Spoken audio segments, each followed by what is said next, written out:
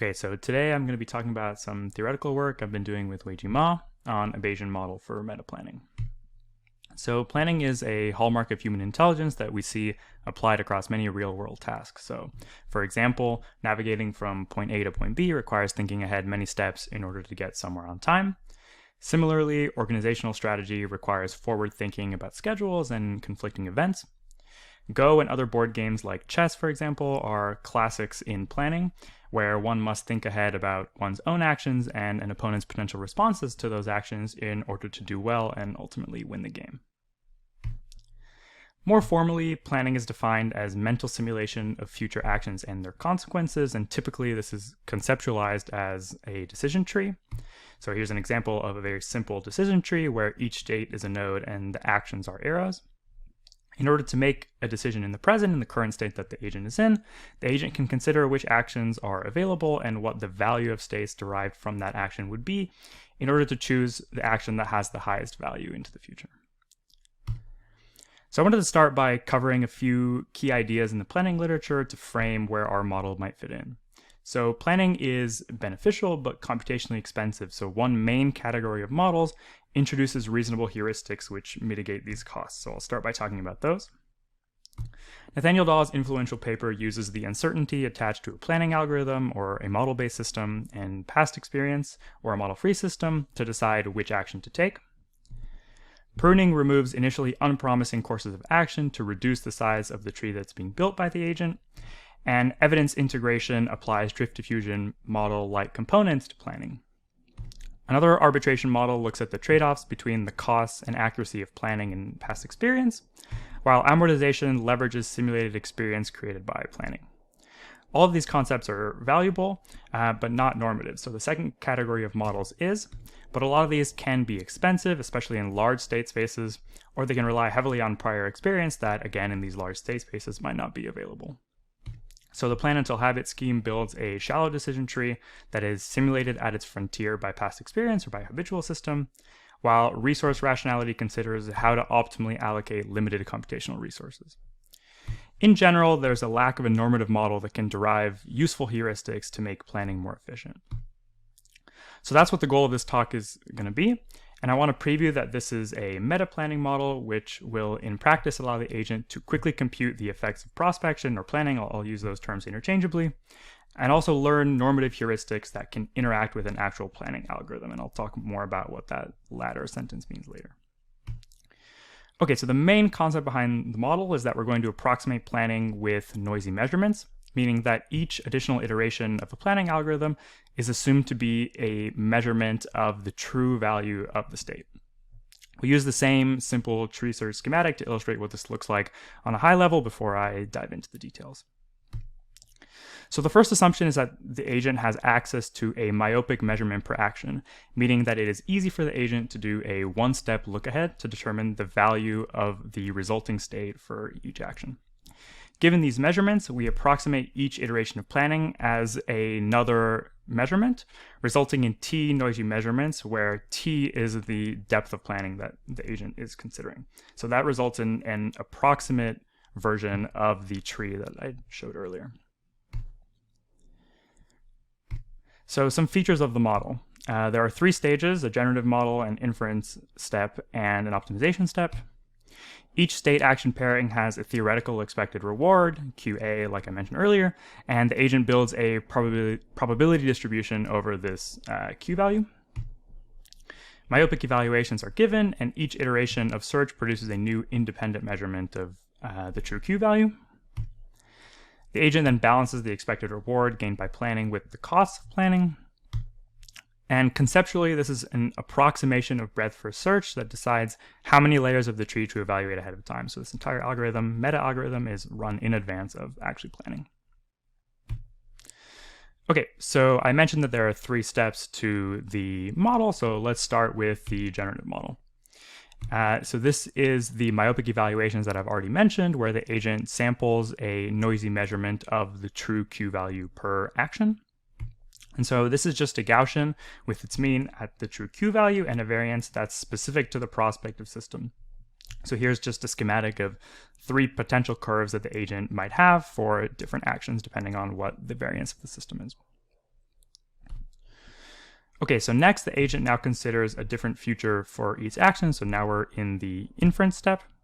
So given that single myopic measurement from the previous slide in blue, the agent simulates the evolution of the likelihood over q t time steps into the future. Note that this results in the gray q-bar distribution, and the figure shows 3 potential locations where the mean of the myopic distribution might shift. So these are potential different futures. The distribution is also narrower to reflect that planning leads to better estimates. Then the agent takes the mean of this q-bar distribution as the value of one potential future and combines across actions by taking a maximum across all of these means. So this essentially marginalizes over all possible futures where there is a distribution for each m at each time step. So these are the light red curves in the last plot. And then the max distribution is the darker red curve, and the mean of the maximum is the final value of the state across all actions at t. So this last mean is the output of the entire inference procedure for that specific state across all actions at that specific t. Okay, so finally, the agent needs to optimize the depth of search. So this happens by balancing expected reward, which is the output value from the previous slide, and a fixed cost per iteration that gets multiplied by the depth and breadth of the tree being approximated. So those are t and n in the equation you see at the bottom. So this is repeated for many t, resulting in an optimal t star. Those are the dashed lines that you see in the plot. And each line is using a different cost. So obviously with different costs, you get a different optimal depth of planning. Okay, so that's the model. All the mathematical details are in the paper. So I wanted to now cover some of the results that show that this model makes intuitive depth predictions. So the first result is that planning is more beneficial at lower costs and with less alternatives. This is a heat map of different costs. It's a function of number of actions available to the agent, which reflects this trend. So that's pretty intuitive. One thing we were curious about beyond this is how this interacts with the gap between the top myopic options, since these evaluations are crucial to the inference procedure that we're proposing. So the first plot here shows the distribution of the gap between the top myopic measurements as a function of n, or the number of actions, illustrating that smaller top gaps are more likely with more actions. So again, those tiny distributions you see below the plot are a schematic of that. The next plot now highlights the effect of the gap as the hue of the plot, the color of the plot, namely that smaller gaps lead to deeper planning and higher costs as a result of more actions make planning less valuable. Note here that we also see the effects of the previous plot in the saturation, where, for example, the white space in the top right corner shows that large gaps are unlikely to occur when there's many actions. And so this sort of dependency can act as a basis for a heuristic to determine optimal planning depth that's a function of n, so the number of actions, and the gap size. So that might look something like this. And I'll talk more about, this will be a common thread throughout the talk, and I'll talk more about how that might be applied to an actual planning algorithm at the end. Okay, so I alluded to this earlier, but there's a large body of literature on the trade-offs between prospective and retrospective system, and our model can account for this as well. So here's a setup of the model from earlier with the 3 different stages. We have the generative model, the inference step, and the optimization step. In order to incorporate retrospective information, we only need to make 2 minor modifications to the entire scheme. So the first is in the generative model, where we now are going to include a retrospective component. These measurements are just additional noisy measurements of the true Q value, but they have their own variance that's separate from the prospective, myopic ones, and they're a function of past experience. The second change is going to occur in the middle panel of the inference procedure, where we now integrate 2 different sources of information. So we have a sum over the retrospective samples to get Q-bar retro, that's the light purple plot, and we multiply that with the gray Q-bar from earlier, which results in a Gaussian. So this is basically Q combination, and then we take the mean of that. And everything else stays exactly the same in the entire model.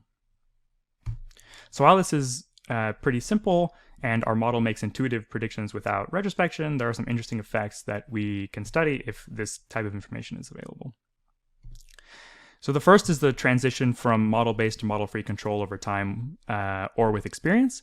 This is a well-studied phenomenon in the literature. So here I'm plotting optimal planning depth as a function of a lambda parameter. This comes from a Poisson distribution, and that distribution controls the average number of past experiences per action in our generative model.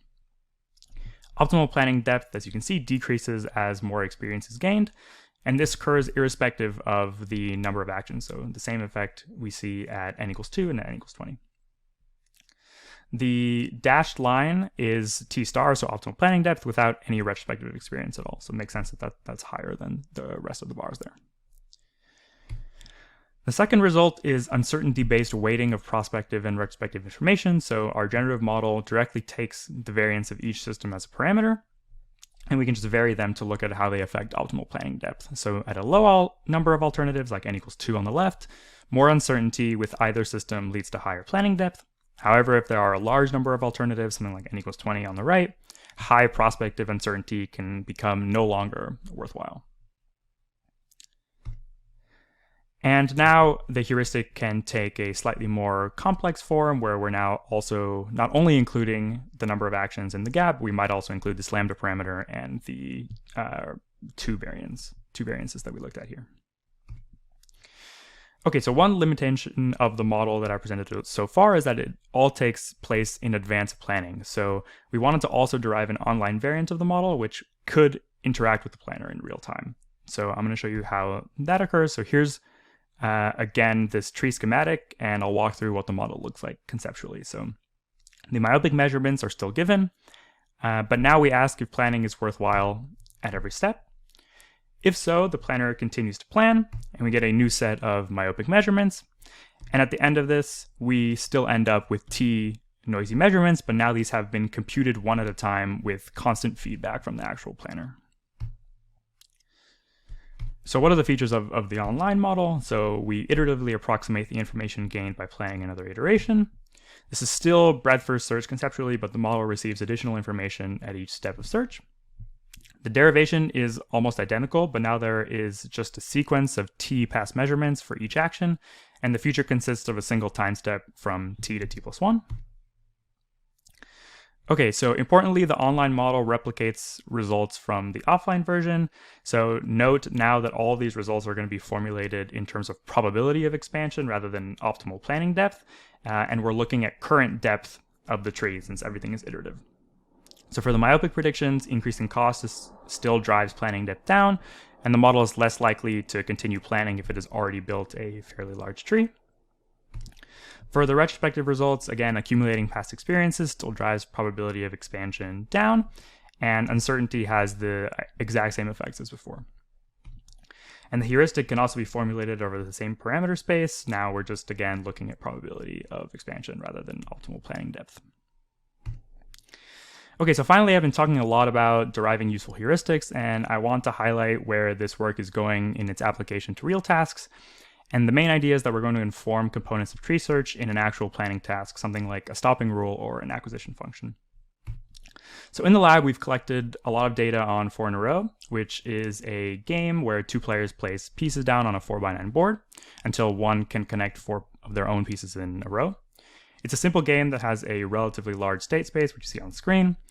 We already have a planning model that fits human data pretty well, which uses a value function and a few other mechanisms to think ahead.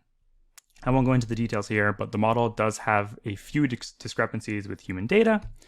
And namely, there's a mismatch in trends between human response times, in blue on this plot, and number of model iterations, red, especially in the opening of games. So that's what you see circled here in green.